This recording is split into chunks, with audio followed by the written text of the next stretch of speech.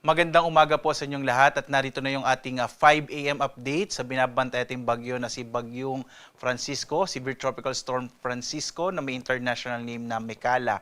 Kahagabi po, ito ay pumasok ng Philippine Area of Responsibility, yung ating Severe Tropical Storm around 10 p.m.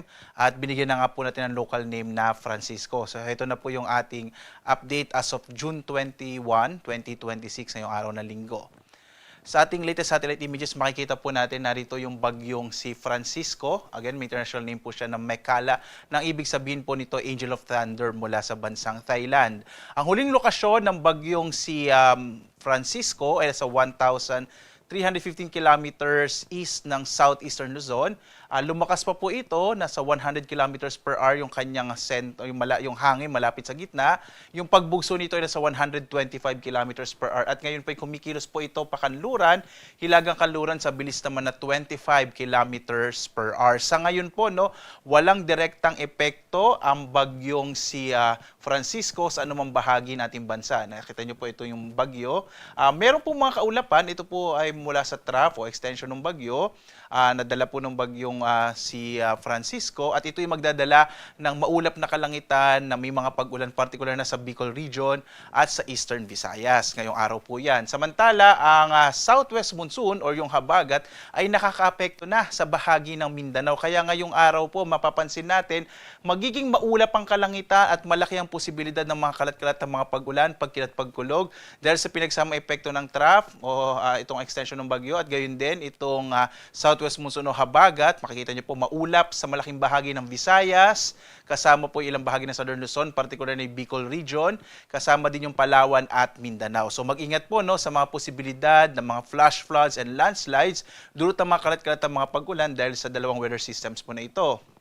Samantala sa Luzon, mapapansin po natin walang masyado pang mga kaulapan dito sa Luzon. So ngayong araw inaasahan po natin, kabilang na dyan yung Metro Manila, ine-expect po natin ang medyo mainit pa rin panahon pero posible pa rin yung mga localized rain showers and thunderstorms sa dakong hapon hanggang sa gabi. Sa patuloy ng pagkilos ng bagyo, posible po this week, malaki ang posibilidad na magiging maulap at medyo maulan ng panahon, lalo na po dito sa may bahagi na western section po pa rin po ng Luzon at Visayas. Epekto naman yan ng southwest monsoon na maaari pong hilahin or palakasin ng bagyong si Francisco.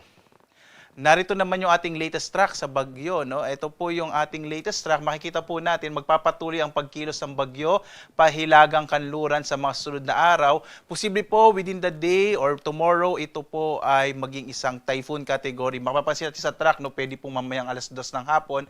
Ito ay nasa typhoon category na.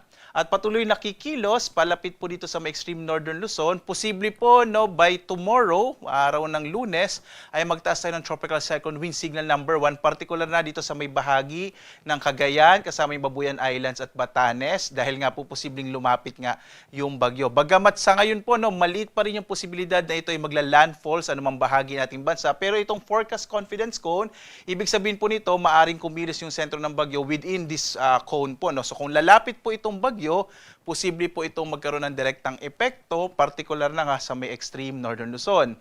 Patuloy itong kikilos at by Thursday or Friday, ito ay nasa may bahagi na po ng southern part ng Japan. So ito po yung ating posibleng maging pagkilos ng bagyong si Francisco. At sa patuloy niyang pagkilos pahilagang kanluran, maaari nga pong lumakas yung habagat, kaya magiging maulan or malaking posibilidad ng maulap na kalangitan na may kalat-kalat na mga pag-ulan, lalong-lalo na po sa may kanlurang bahagi ng Luzon at Visayas, kabilang din yung kanlurang bahagi ng Mindanao.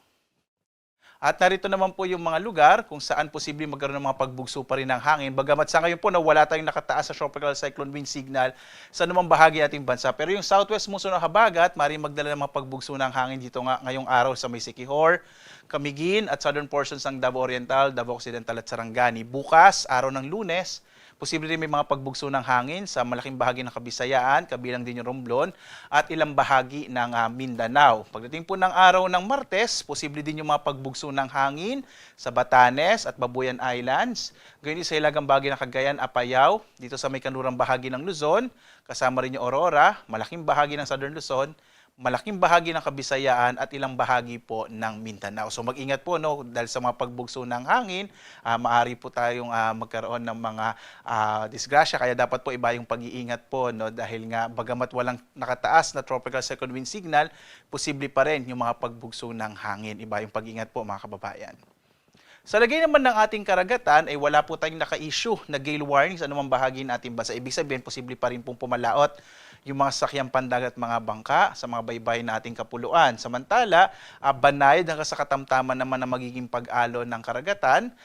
Mag-ingat na lamang po kapag may mga thunderstorms. Ang patuloy na paalaala ng Pag-asa kapag po may mga pagkilat pagkulog, kuminsan nagpapalakas yan ng alon ng karagatan. Kaya iba yung pag-iingat, lalong-lalo na sa mga maliit na sakyang pandagat at mga bangka sa mga baybayin po ng ating bansa. At dahil nga po patuloy po itong pagmamonitor natin sa ating bagyong si Francisco, patuloy nyo pong sundan ang Pag-asa sa X, sa Facebook, YouTube, at sa dalawang websites, pag-asa.doc.gov.ph at panahon.gov.ph. Every 6 hours po yung ating magiging update, partikular na nga sa binabantay nating bagyo na si Bagyong Francisco.